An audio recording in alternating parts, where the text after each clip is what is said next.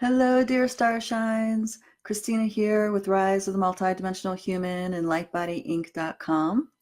And welcome to today's Lunchtime Chats.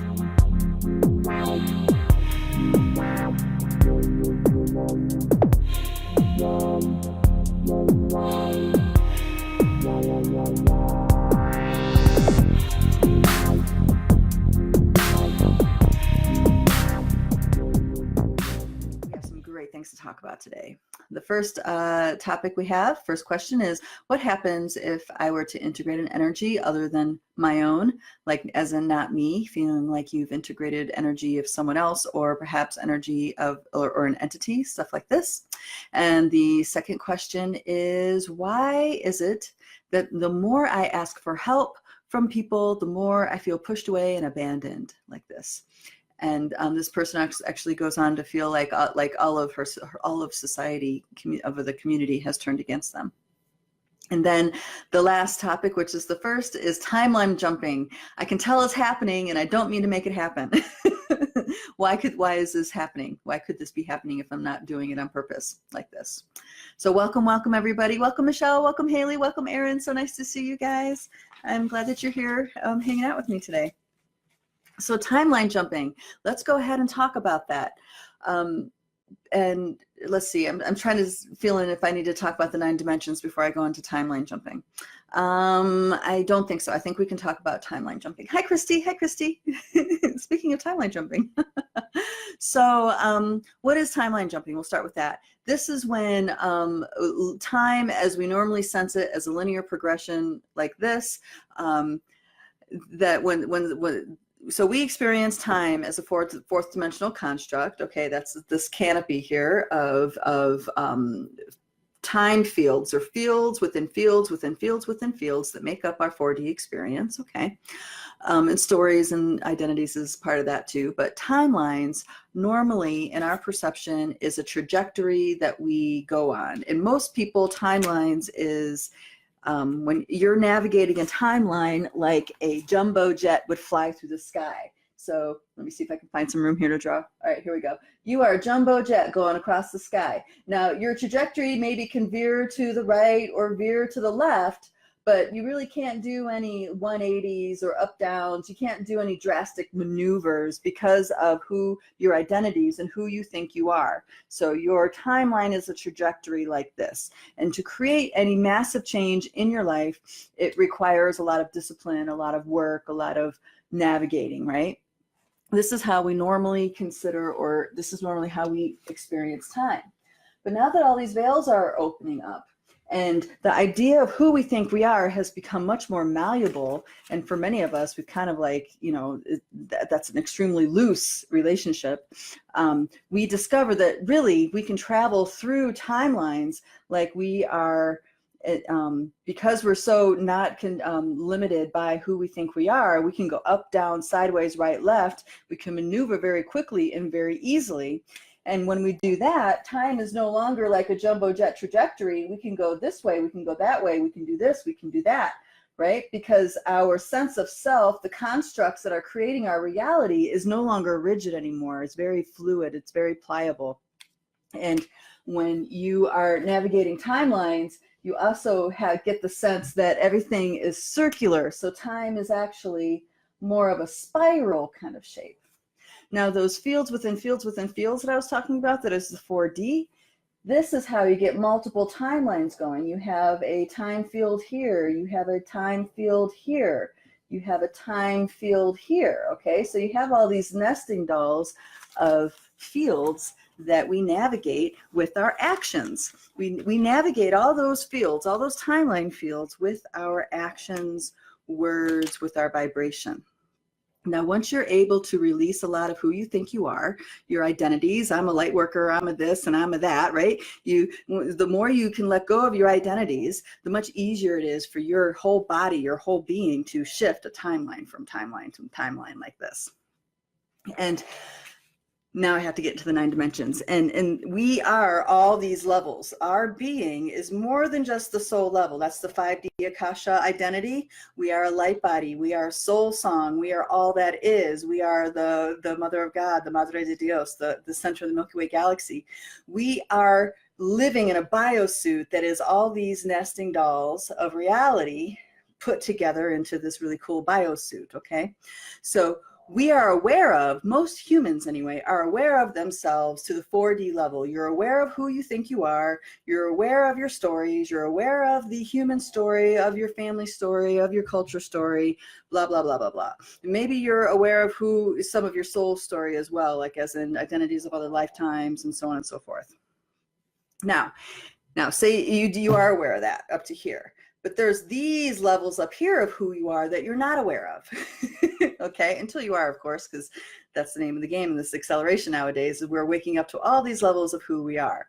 And once you wake up to all these levels, then you can launch and go even further and start exploring who you are as a universal mind. But let me get back to timelines. So how this relates to timelines is when your cells are resonating more in an infinite with more of who you are on these other levels outside of your identity, which means your cells can receive input that does not fit with the identity of who you think you are, or how reality is supposed to work. When your cells are more fluid like this, then you are able to be moved by your higher levels on timelines. This is like when you're not doing it yourself, okay? And I'll explain what it feels like when you're doing it yourself too. So we'll talk about that. But so what will happen is that your higher levels will start playing with you. Your higher level, I'm telling you, the universe has the most wicked sense of humor. And those of you that have been on this journey, I'm sure you can you can relate to this. So what happens is that your higher levels start doing things to catch your attention. Your higher levels will start placing you from one timeline to a drastically different timeline. And when you notice, it's like, oh, and in the moment of that noticing, you are, if you're allowing yourself to be pliable enough, you are starting to reintegrate on other levels of who you are in those moments. I had a time several months ago where I felt like every time I walked through a doorway, I was going into a different timeline. It was really disorienting at first. And I was like, gosh, what the heck's going on? And then I was having an ongoing conversation with a dear friend of mine who's also multidimensional, and the conversation I was having with him was also switching up in timelines. In one timeline, I didn't yet contact him yet and explain the situation of what I was trying to, connect with him about. And on another timeline, we've already had a big, long, ongoing conversation about it, So weird stuff like that started happening until eventually I said to him, I'm like, listen, I feel like I've just talked to 4 different versions of you, And him being a multidimensional himself, he was able to open up and experience all those different timelines that I was experiencing him on. That was spawned by me just saying to him that I experienced him on all these levels. By me holding it in my awareness and speaking that out loud, there was an energy in that exchange that opened him up to that, okay? So my higher levels were playing around with me and helping me explore how this worked. Because prior to that, I was really curious about how this whole timeline thing is working out. And one of the most profound timeline jumping experiences I've ever had was actually documented on this group last year, where I went for a walk with my dog, and when I was in the Sedona, the one that's the famous snorer in the background, we're going down the sidewalk, and there's a nature area right next to my neighborhood that's a open walking space. And we went out there, and one of the HOAs had a grounds crew ripping out all the shrubs and trees, and it was like devastating all the wildlife that was around the river or down the creek. And the story I've told in real time when it happened in this group. So if you ever want to check that out, it's on the video library somewhere during one of the 30-day challenge, during the 30-day challenge I was doing. Anyway, so I stopped. I was paralyzed. I was devastated. I was like so lit. I was, I was going through my mind, like trying to, who the HOA members were and like totally contact them and give them a talking to. I was like, really reacting to this nature being destroyed around me. And my dog was disoriented too, because all of her favorite, pee spots were going away, like that kind of thing. So we kept walking down the creek. I mentioned it a couple times to different people that were along the walk. And then I started going into an altered state, and I was looking into the sun, and sun gazing is a practice that I wax and wane into. And at that time I was sun gazing a lot, and all of a sudden it's like I felt like the sun came into my head and my whole body was the sun, and I was in this altered state. And I don't really remember making my way back home, but when I came back to, so to speak, out of this altered state, I was sitting on my patio, and both my dog and I were basking in the sun rays. And I go about my day. I don't go down that walk again until the following day. And I was, I recorded how upset I was and blah, blah, blah, did all that. And then I had some pretty crazy dream time, and I woke up the next morning and it felt really different. It was like, I used to be able to tell what timeline I was on by the birds that were singing outside my window like this. And things were different. Things felt very different birds, this kind of thing. Or maybe it was an absence of birds. I can't remember now, but anyway, so everything felt very different, and I can tell that there's a really significant shift in the reality I was walking through. My dog and I walk out, go for our usual walk. We walk to the end, and none of the nature was ripped down. None of the nature was gone. It was all there. It was all intact. Okay. And it's like, whatever happened in between the times that, me leaving that area in the following day, it was like all my cells, all my being was able to shift from one time, from the timeline where that was ripped out to the timeline where it wasn't, like this. And it really is, I like to say it really is that easy, but it's not easy, because we have to work through all the density in our cells to be able to be that pliable, because it's our actions and our doing and our beingness that decides what timelines we're going to be on. So this is why humanity being influenced by outside forces is so significant, because outside forces that are not looking for the goodness, the harmonics of nature, of reality, is informing our choices and creating disharmonics, creating a lot of conflict in our reality. Hold on one second, I have a comment here. Hello, dear Christy says, I remember how emotional that was for you. It was devastating. Yes, thank you. Yes, it was. I mean, come on, guys. When you go through walk through nature that you love, and you do it every day, and then all of a sudden you go there and somebody like ripped it out, that's devastating. No matter for any human, that's like, you feel the pain of that. Hey, Jorge, nice to see you, darling. Lisa, welcome. Nice to see you too. I'm so glad you guys are here. Okay, so timeline jumping. So let me get back. So there's some other things that happened with this that it took a little while for me to integrate in my understanding. But one of the things we need to remember is that there's more to us that we realize. We exist, so you know who you are on this level, and maybe you have some memories of your soul's journey like this, but there's these other levels of who you are. There's all these other levels of who you are informing your reality, informing your perceptions. Okay, so a lot of times what happens is that who we think we are on this 4D level is not congruent with who we are on these other levels, and there's a very deep wedge and conflict that we experience. Okay, and this is so when things like things that really challenge your reality, like timeline jumping, it's like you have to be at a certain place in your frequency before you can start integrating who you are on these levels that has the ability to manipulate time. Okay, and when I say manipulate time, all it is changing your frequency. It's changing your resonance, and that shifts your timeline. And then it also shifts your resonance in such a way where when you're encapsulated in timelines that other beings have encapsulated you with, you actually bust out of their timelines by your resonance, by your frequencies. And this is like what's, what a lot of us refer to busting out of the matrix. Our frequency is shifted in such a way where we're no longer encapsulated by a timeline that's not our free will, that is not our choice. Like this, we can disconnect very quickly from the thought forms, from the belief systems, from the programming like this, because because we have that level of autonomy integrated. So that means who we think we are has integrated with other levels of who we are, and we have more abilities. Okay. And this is why I say this acceleration work brings online more, accelerates your abilities, because you're integrating who you are on more levels like this, and more abilities come to your access. And it's not just abilities, but autonomy, personal empowerment, all this stuff comes with the reintegration of these pieces. Let's go ahead, get back and get onto the integration, because this is a point of challenge for many beings. Okay. So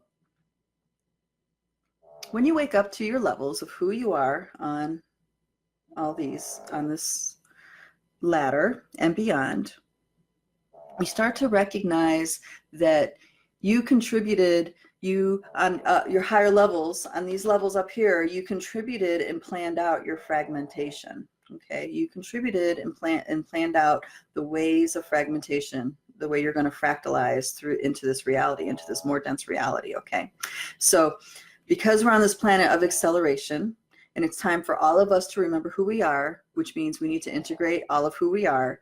There is our soul, our higher levels are directing us on a path to realign with those pieces that we need to heal, to reunify these pieces that we need to heal, bring forgiveness and reintegration like this, so we can come back to a more unified whole state. Okay, we're undoing the fragmentation that we engineered. And here's the thing, very often, most of the time, until you wake up to a point where it's not like this anymore, but until you wake up to that, this kind of reintegration only happens with shadow work, which means you are experiencing dark things and resolving what makes them dark and healing that part, you know, what we would call healing that wounded aspect of us. Okay, so shadow work appears as many things, many things. In general, shadow work is experienced as parts of ourselves we don't want to know, parts of ourselves we don't want to look at, parts of ourselves that we've made wrong. Okay, that's usually how shadow work presents itself. Hello, dear Starshine. Oh, Stacy, nice to see you. So glad you're here too. Thank you, Lisa. So when it comes to integrating,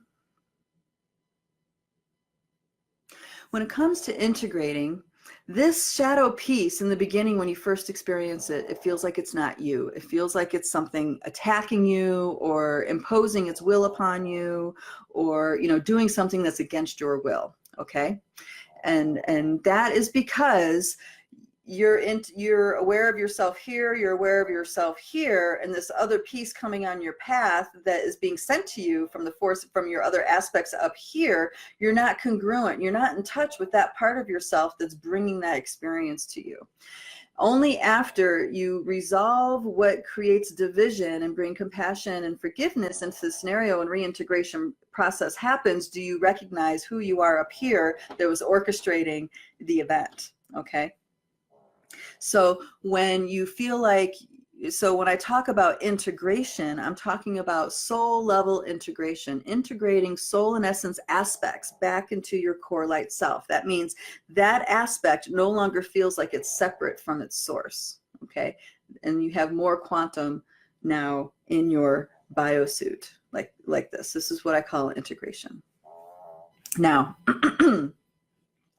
when it comes to energies of others or entities, as in entities that are not on this fragment part of your fragmentation path, that are not part of you yet, okay, they still feel like they're other. Say I had another arm shooting out here, you know, it still feels like it's other, and you feel like there's entities coming into your field. Okay, the reason why they can come into your field is because your field is not recognizing it as foreign. And there's a reason why on this level on why it's not recognized as foreign. Okay, and this happens a lot with entities. Actually, this happens a lot with emotional energy too, and that's why I mentioned those two pieces. So when it comes to entities, like full-blown, like soul beings, disincarnated, dead people, okay, coming into your body, usually those are ones that you have a history with, that you have a familial connection with, stuff like this. They can come in because they don't feel foreign, and some aspect of you loves them, or you guys have some kinds of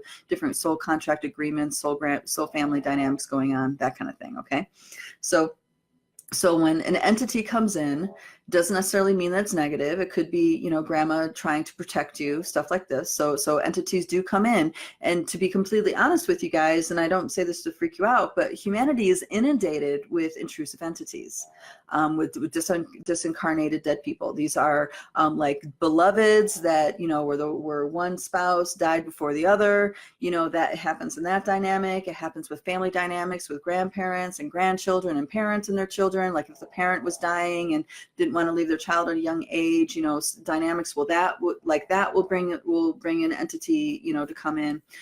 But the thing is that we've built up this entity, bringing in these entities over many lifetimes. Okay, so it's not just this lifetime of entity collections that you're dealing with. You're dealing with a whole bunch of entities throughout many lifetimes. Most humans have many hundreds of entities inside of them. Not that all of them are active and contributing to your thought forms. Not all of them are. A lot of them are dormant and sleeping and don't know that they're dead and in your body. That's usually that's what happens. They end up kind of going dormant, like going to sleep. They forget everything. Like this, until you do your soul integration work, your soul retrieval work, and you're integrating, and you're illuminating more and more inside of you, then that's going to wake up those entities, and all of a sudden they're aware that they're not where they should be, you know? Oh, Stacy, thank you for that. She's saying she needed to hear this today. Thanks. Wonderful. See, I love the synchronicities. We just show up and things beautifully unfold. So there's that kind of dynamic that goes on with humanity over many millennia. So this is why there's so many inside of our bodies. They can they can be asleep in meridians. They can be in organs. They can only flare up when you experience certain traumatic experiences, this kind of thing. The other thing that can go on is that you agree to keep another person safe. So then you say, like a deceased child or something like this, you'll take them into your organs as well, and until they wake up. And once they wake up, then you become aware that there's an entity. And oftentimes people get freaked out. They get really scared. You know, they feel like, you know, like they're being invaded, like this. Okay, so this is a shadow piece. So this is where you start working on, why is this entity waking up, you know, and what can I do to send them home? What can I do to liberate this being that I see inside of me? Okay, and there's lots of things that you can do. One of the things I advocate in many of the videos that I've for this group is the seeing practice, where you connect with the luminescence core light self of who you are right here in your solar plexus, like this, and you get in touch with all these levels of who you are, and then you call forward on the emissaries from the sun, and you unite the entity with the emissaries from the sun, or their beloveds that come from the sun, and you thank them and let go of any emotional charge that you might have. They wake up and let go of any emotional charge they have, and then they go off on their way. It can be that easy. You can't have any blame. You can't have any emotional charge about it, other than you want the well-being for that being. You really want that being to go home and remember themselves again. It's in a compassionate nature that you're addressing them. So in that way, it's very easy to let entities go that have awoke inside of you, or all of a sudden you've awoke that they're there, like this. So So when it comes to emotional energies of others, this is the other thing you need to ask that question. Why did my energy field not recognize that as foreign? Some people, you know, throw hate, anger, and blame like this, and that will come right in if you share in that feeling. A lot of times we believe in our own self-concept, the lies that we tell ourselves, and we say, oh no, it's not bothering me. I'm not mad. No, I don't hate anybody. You know, that's your face talking. When you're able to get behind your eyes and feel in your heartbeat, like be in your heartbeat and feel into it, you'll realize, whoa, there's some emotional charge I wasn't aware of. And that explains how that anger dagger got in, okay, or that jealousy hook or whatever, you know. So the concept is similar with emotional energies. It's coming into your field for a reason. It's not recognized as foreign for a reason. And most of the time, the reason why we feel so powerless to help it is because we're buying into the lie that we think is us. We're buying into the stories that we think we are. Okay, we tell ourselves we're this thing, we're really believe in our face, and it's all, none of that's empowering because it's a lie. When it's the truth, boom, it's very, very powerful, and you barely have to do anything other than see it, taste it, know it, have it. and then everything that is not congruent with that truth will start to shift and wake up and move through, and that's all you have to do. So so this is an important piece to recognize, that because your soul levels, your higher levels engineered your fragmentation. We're on this planet of acceleration. So now that same engineered of fragmentation, we are reversing the process, and now it's an engineered path of reintegration. So trust yourself. Trust that your soul has you there for a reason. Understand that you have the power of presence that will change the dynamic into one that is unifying, that is healing, that is loving. You have that presence, and it's up to you to bring it, no one else. For real, it's up to you. And in that, you say you source inside, and you radiate out, radiate love and compassion to everything that comes to you, that comes into your awareness. And when you do that, you'll unify and become more and more congruent on all these levels, like this, and things change. Your perceptions change. Your empowerment level exponentially expands because you can see through more eyes. You have more perceptions informing your reality, not just the blinders of who you think you are, or the blinders of being a slave to your karma. Okay, karma is transcendable. Many beings have already transcended karma. So karma is something that's still happening when you have constructs in your soul's journey in the Akashic field dictating your reality to you, like this. I hope this makes sense the way I'm saying it. So the more we wake up to the confines that are stemming from our soul's journey, the more empowered you become and more liberated from karma you are, like this. You can allow things to just be in a much deeper sense of peace of who you are. Okay. Let's see if there's anything else I need to talk about with the integrated energies or taking on other entities. Okay, so there was a scenario where someone feels like another person pushed an entity or another energy into them at a time when they were meditating. Or maybe it was in a ceremony, I don't remember, but this is a story that was conveyed, and they felt that their energy, their body, their being got invaded by this other person that penetrated them with his eyes. And here's the thing: whether it's in ceremony or not, if you're not in your body, if the people in the ceremony and you yourself are not like in your body, as in behind your eyes and in your heartbeat, if you guys are not in that place, you're not home, which means everybody is pushing energy into everybody else. Okay. And this includes love and gratitude. People slime you with their love, slime you with their gratitude, right? It's because they're not in their heartbeat, in their body when they're experiencing it, like this. And when you're in that state, think of your energy like a glass of water that's sloshing around. Every time you make a big movement, you're sloshing liquid out of your cup. Okay, it's like that. Until you're behind your eyes and in your heartbeat, and you're within the rhythms of your body, which means you're within the rhythms of these realities, right? You're within them. You're in that axis. And then now you're not losing energy. You're not slopping energy around. Nothing is slopping out of your cup. Not only that, you're not making any sudden movements. You're not making any like jarring actions. Everything is very harmonic in what you're doing, and rhythmic and synchronized when you're behind your eyes and your heartbeat in those situations. Okay, so this dear starshine was the combination of none of the being, those two in that dynamic not being in their eyes, not being in their bodies.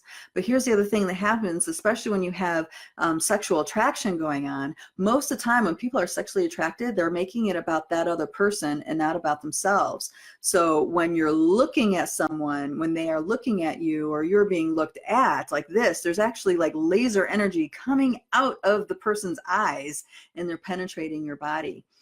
Okay, like this. And it's penetrating because you're not home. Okay, and it's also penetrating, it has a special penetrating effect because that person has a desire that they're holding back. You know what I mean? They're not like this, and they're pushing that and making it about that other person. This is how those dynamics go on. And I mean, there's a myriad of examples of how this happens.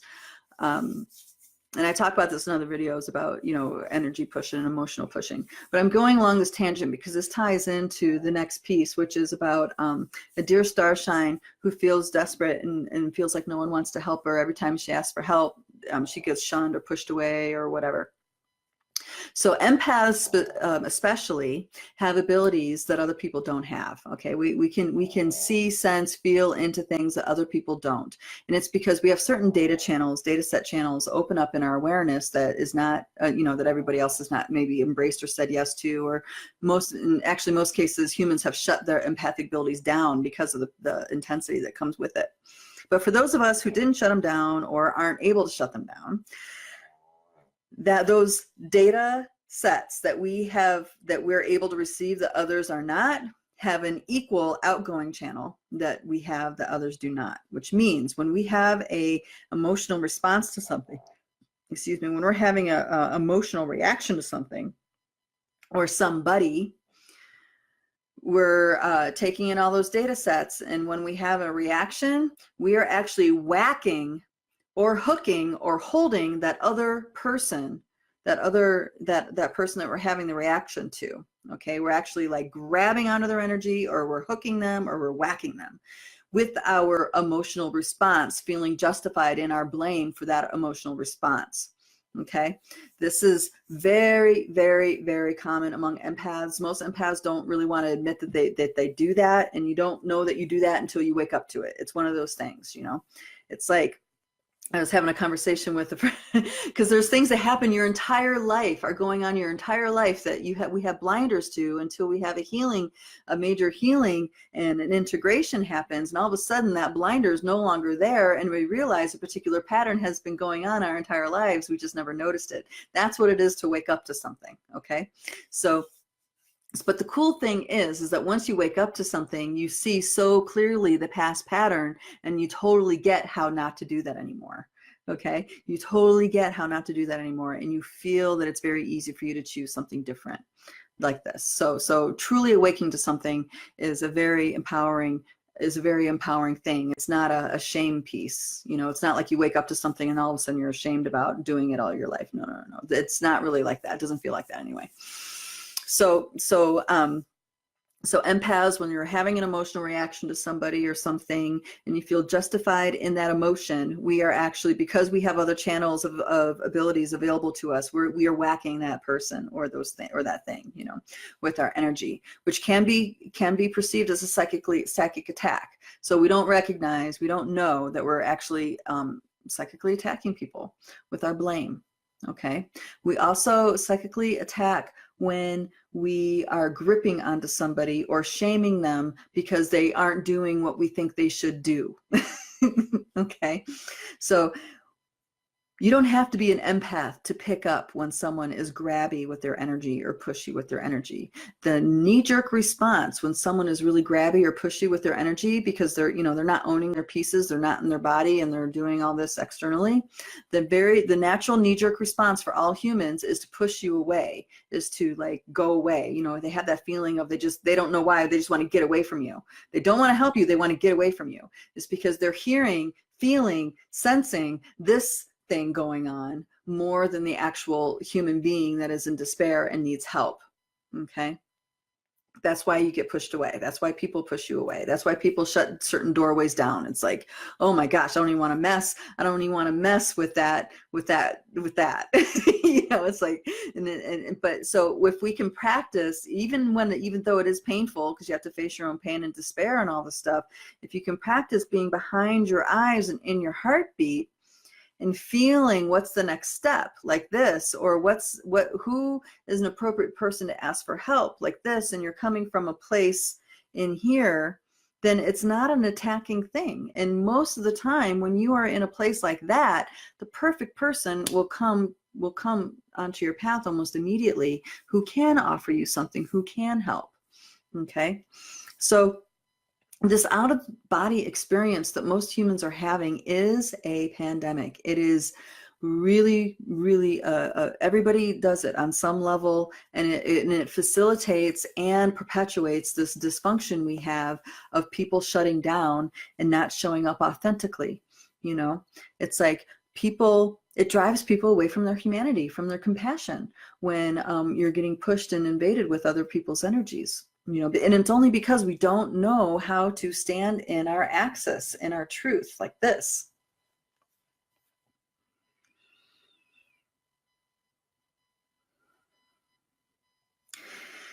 And what is our truth, right? Only you can decide. This is something that only you can decide. Okay, here I have a comment here. I'm so glad you addressed this, especially difficult with someone who doesn't mean their yes to help. Yes, thank you, thank you, thank you for that. That is a wonderful thing to point out, because this is so where people are saying they want help, but they're actually not a full 100% yes for getting help. A lot of times people want help, but it's really they want saved because they don't feel like they can do it themselves. You know, it's more of they are really perpetuating in that 4D construct of being in the you know, in the victim mode, in the I'm not capable kind of mode, you know. And the other thing that happens is that when people say they want help, and then you give them the ways that you can help them, and then and this is where their not yes will show up. It's like people want help, they want you to like meet them in this way, and that way doesn't feel good to you at all. That way is like, no, I can't meet you like this way, but I can meet you this way or this way, you know. And when that person is in a yes, they're going to be boom, of course, of course, of course. And if they're in their no yes, it's going to be like, oh, but, and then they'll kind of like blame or shame you for not meeting them in that one place that they wanted you to meet them in, even though there's these other options. You know, this happens pretty often because people are in their face of who they think they are. They're not coming from right here. When you're behind your eyes and in your heartbeat, things naturally fall into place as the need arises, as they come, like this. And it's a very in the moment kind of thing. It's not a past thing or a present thing. It's like it's a very instantaneous in the moment thing. Oh, dear darling Lisa has something to say. She says, I woke from a confine from my last light body wait a minute. I woke from a confine from my last light body activation when the men of my lineage received an apology from me from lifetimes of hurt. Oh, that was so powerful. Yes. It almost didn't occur to me that my energy helped create disharmony. I had an emotional awakening that demanded my attention and work. And it's a nice little heart. So much awesome disorder, such awesome disorder and order. Wow. Thank you and love you. Oh, love you too, darling. Thank you for that. Thank you for that. We are so powerful more than we know. And I am super stoked to be involved with a group of people who are waking up to who they really are and their power on all these levels.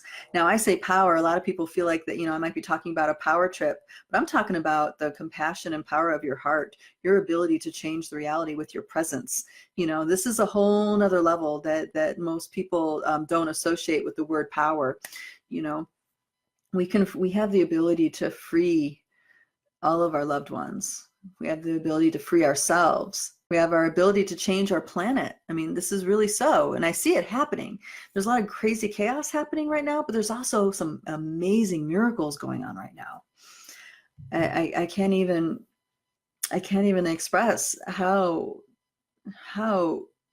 miraculous is the only word I have. These shiftings are that I'm witnessing.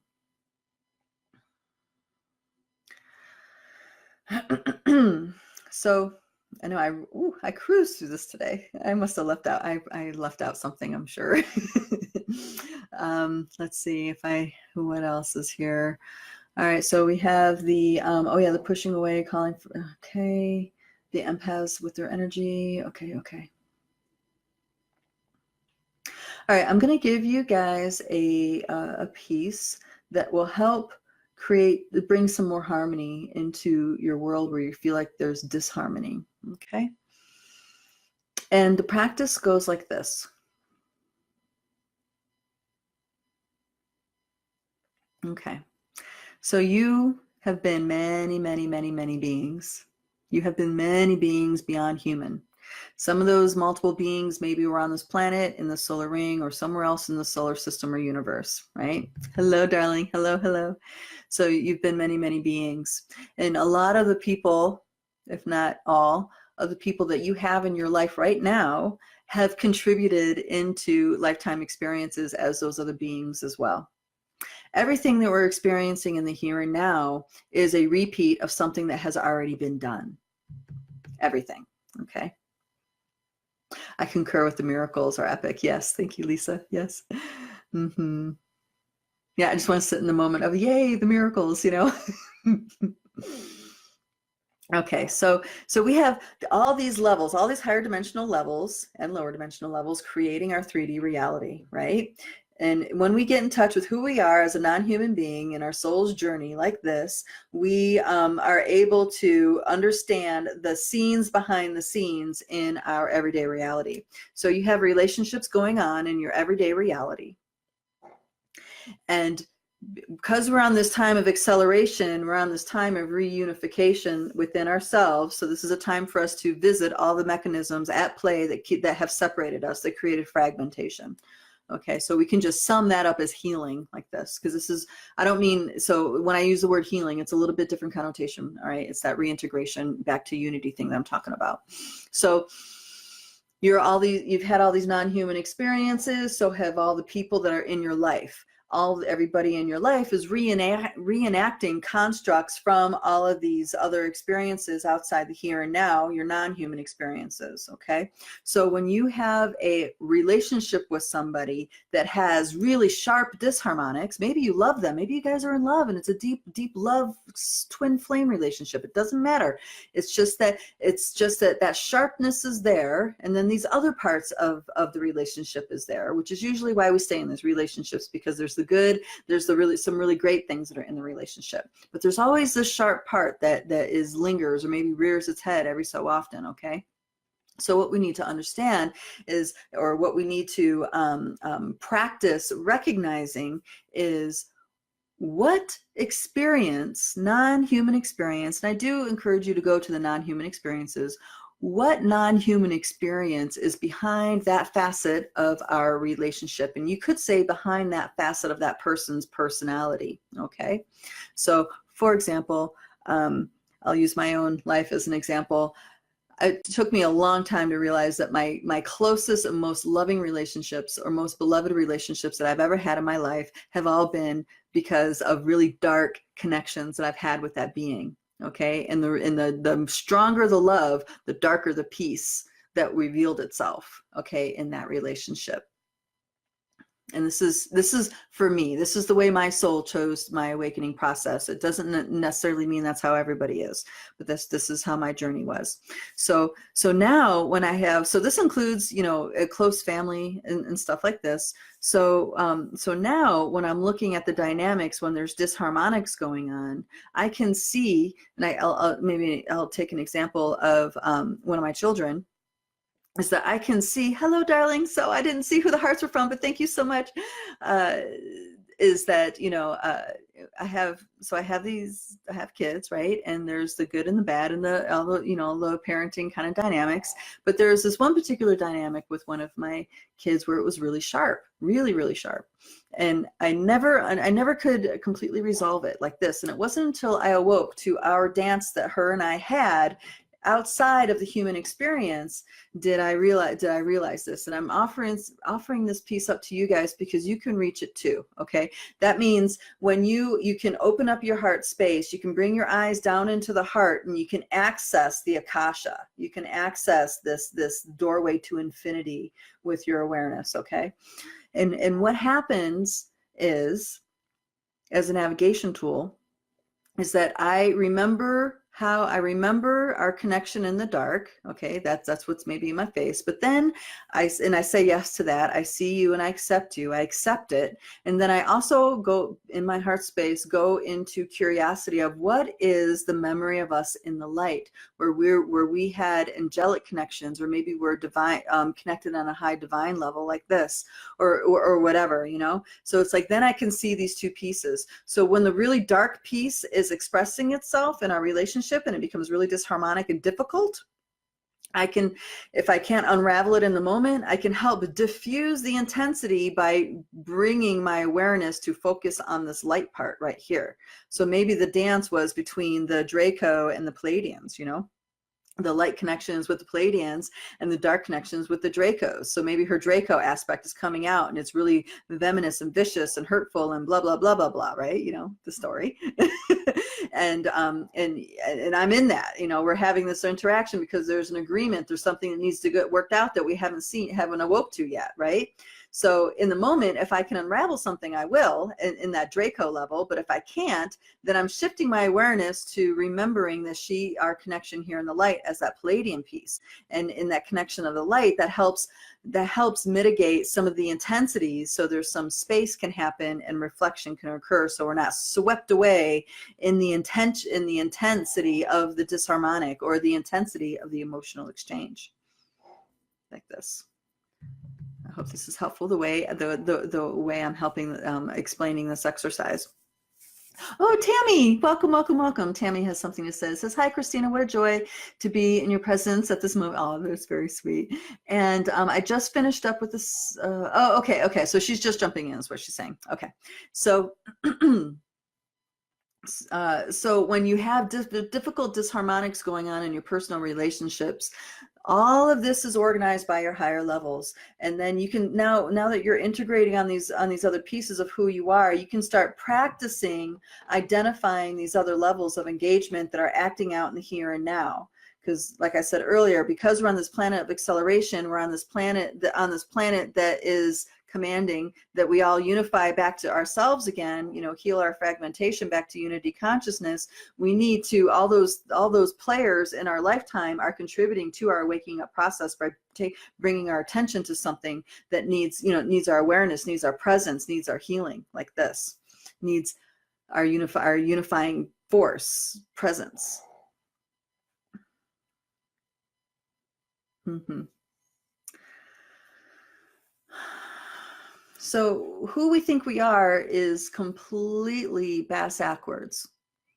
And the more we can let go of who we think we are, the more liberated we become in our process, in our process of engagement with the world, but also with our unification process like this. We are not saddled with judgment or, you know, the different filtering systems that are in that 4D field, like, you know, and what happens is that 4D field, the more we wake up to these other levels, the 4D field doesn't have the power that it would have when we really are buying into who we think we are, like that, you know. So as we wake up to these other levels, we start weaving these other levels of perceptions into our actions, into our presence. So it actually starts cleaning up the pollution in the 4D field, revealing the lies, revealing the illusions, delusions of the 4D field. And once we have that as an integrated perception that is the truth, boom, that opens up opens up the 4D field, cracks it open in such a way where other people now have easier access to that level of perception. Even if it's someone you don't know and don't talk to, they are sharing the 4D field with you. That resonance that you have is now at their access. They can access that resonance as well. Okay. And it's because they are a multidimensional being too, even though they don't know it. So when you are having trouble manifesting things or navigating, nothing is working out, it's because there's an incongruency going on between your upper and lower levels. Now, ideally, you want to get away from any perception of upper and lower. And eventually, the more integrated you become, the more that perception goes away. But until that level of integration happens, we perceive as upper and lower. You know, upper being above who we think we are, and the lower being, you know, in our subconscious, like what's below, what we can engage with, like cellular intelligence, the systems of the body, stuff like this. But we can control the systems of our body. We can communicate with our systems of our body. So this is what I mean about that integration piece. Oh, the nesting doll of lies she's talking about. Yes, when you can see through the nesting doll of lies. And this is why it's so confusing, you know, because it's one lie after another. It's like one propped on top of another. And the most powerful lies are the ones that are built on a leg of truth, you know, because deep inside, we sense the truth, but all the lies laid on top of it, we kind of buy into too, get put into the mix as a carrier wave, and we don't realize it, you know. And a great example would be the God program. Yes, the one, all that is, the oneness consciousness that is, it's absolute reality, that is the truth, that weaves through our body, through our planet, through our solar ring, everything. But all the stuff, all the dogma, all the BS put on top of it is all lies. It's all lies. So we give our energy to the other beings. So we feed other beings and not ourselves. Yes, it's very important to feed ourselves love. Actively, every time you think about it, and maybe play with this for a minute. It's like every time you think about it, check behind your eyes and feel into your heartbeat and give yourself a little smile. Just feel the smile from as the heart beats. Feel it kind of like ripple through your body. It really does. It has an interdimensional effect. It really does. It's very powerful. And just visit that a couple times a day and see how that impacts your experience.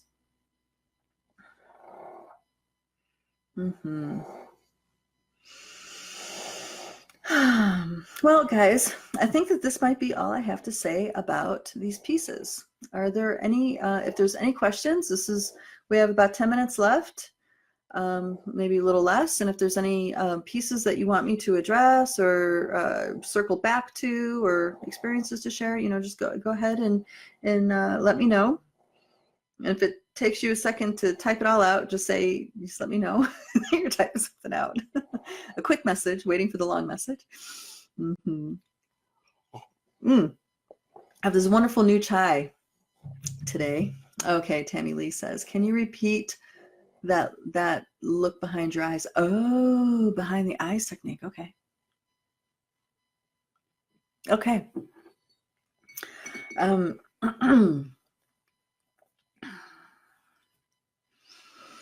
Yeah, I'm feeling into if there's a way where I can actually facilitate a better experience than just words, but I'm feeling like it might be better just to go into explanation mode.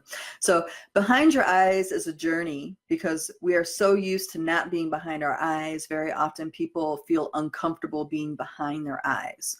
So if what I'm about to talk about, if it's difficult, don't be hard on yourself at all. It's just you're unlearning things. That's all. You're unlearning a habitual way of being. That's all. Okay. So when you're, yes. All right. Christy's following up to this. She loves the behind the eyes thing. It really works for her.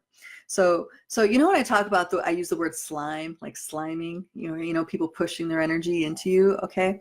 They're sliming because they're not aware of being, they're pushing their face forward. They're not aware of being behind their eyes. And what I often do to help people get behind their eyes is something like, imagine, okay, so look at your hand, like put your hand in front of your face and look at your hand. Okay. Like really study every little detail, every little crack. Okay. And as you do that, notice any sensations going on in your hand, and also notice any sensations going on in your face. Okay. Our awareness is really focus. So most of the data sets that we'll have access to will be around the face or the hand. All right. All right, so there you are. You're really focusing every little detail. Maybe you'll start to notice a little throbbing in the hand, a little vibration, maybe some heat.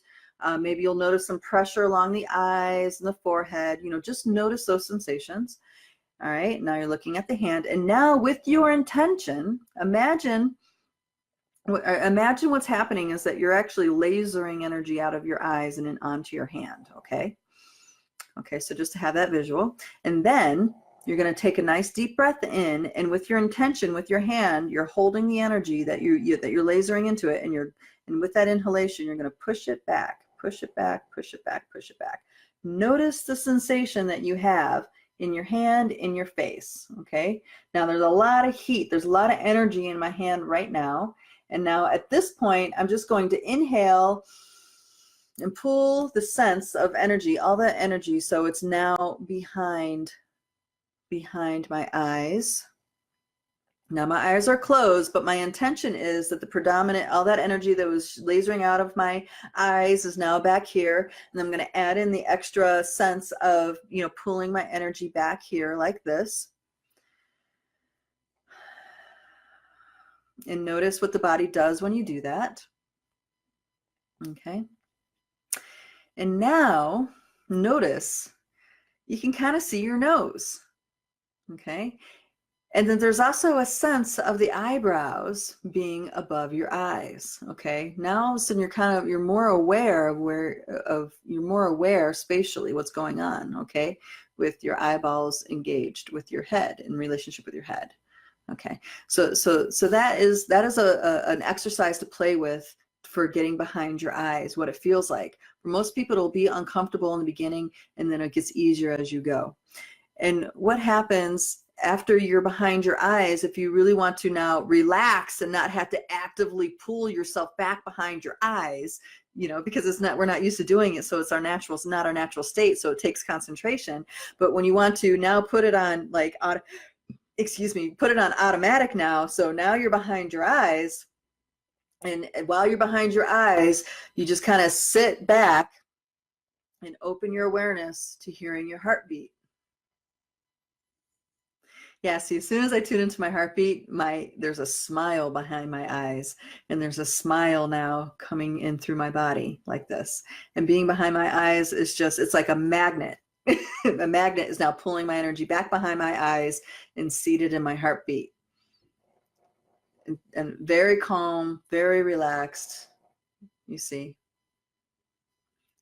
Oh, and this is the piece I wanted to talk about. Thank you. I totally remembered. Thank you for that. Thank you for those hearts. So play with that exercise, especially, and you're really getting somewhere when you're going to a stressful situation and you're aware of being behind your eyes. You know what I'm saying? Thank you, girl. Thank you. Thank you. And let me talk about one other piece before we get off. Thank you so much, Tammy, for that. It's when something happens and people go off and wondering about it. You're questioning. What was that? What could that mean? What could this be? Right? Do you ever have something happen and you're just like reeling and like, what could this be? Why this? Why that? You ever have that happen? Right? Okay. So when you are in wonder, when you're in question after question after question, and you're like, okay, you're heavily engaging your mental body. You're no longer behind your eyes, and you're reeling up here. Okay, you're reeling up here. Question. You're reaching for what makes sense. You're reaching. Okay. And when you're in this mode, you're actually putting out energy, and you're not receiving energy. You're asking questions, but you're not listening for any responses. Okay. This is our natural, this is a very natural inclination for us human beings. Thank you for that, darling. Thank you. So this practice that I just gave you about being behind the eyes and in the heartbeat, okay, when there is something that you've been reeling and wondering about, you're like, what is this? You're in that. Okay, go back to that original question. Maybe there's some other questions that you find are better, but whatever, the original question, the original point of curiosity, okay, take that original point of curiosity and then go behind your eyes like this in your heartbeat, and you hold that piece in your curiosity. And then you wait and you listen. And you're listening to the heartbeat. You're feeling the smile. You're holding the question curiosity. And in this space, an idea will come to you. You see what I'm saying?